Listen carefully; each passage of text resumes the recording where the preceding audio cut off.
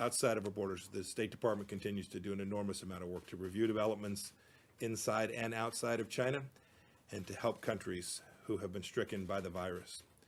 We also want to applaud the brave reporters who are covering the spread of coronavirus from Wuhan itself. Expelling our journalists exposes once again the government's issue that led to SARS and now the coronavirus, namely censorship. It can have deadly consequences.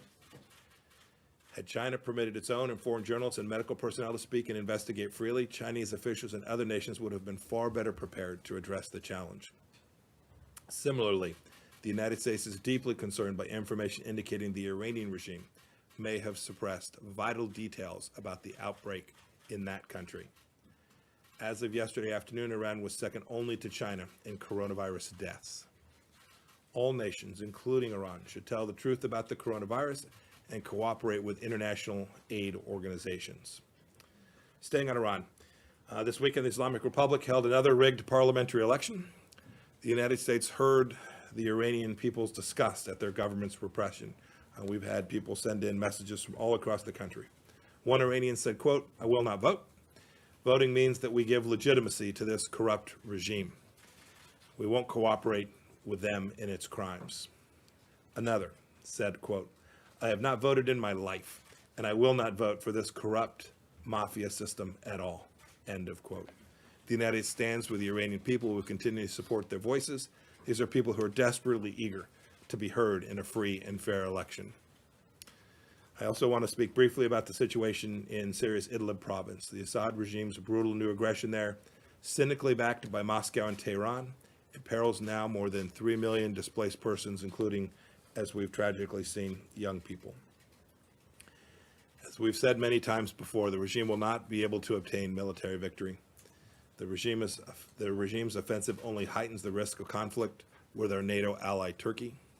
The answer is a permanent ceasefire and UN-led negotiations under UN Security Council Resolution 2254.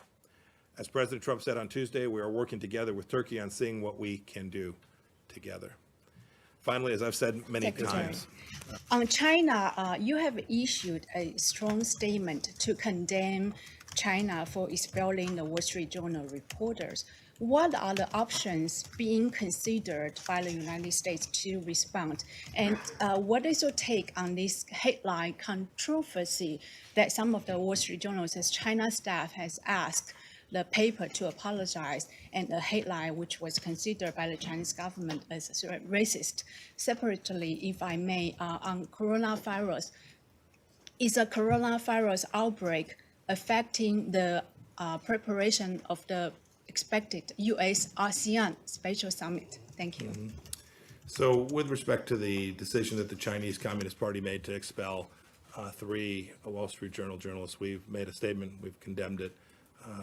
We've condemned it because it's the wrong thing to do from a perspective of freedom.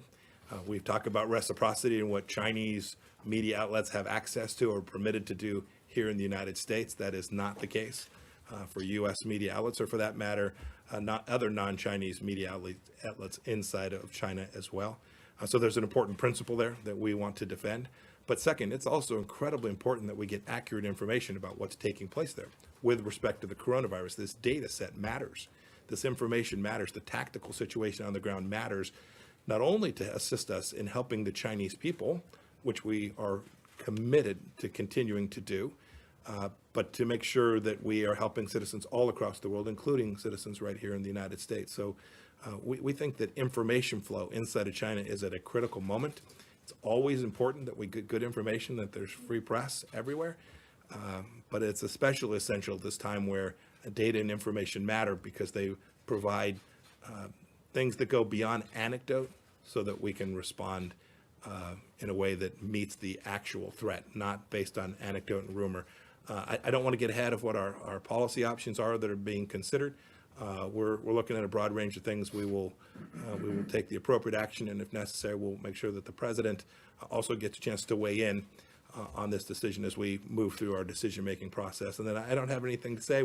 The ASEAN Summit is still, we're working our way through it for I guess it's the second weekend in March in Las Vegas. Thank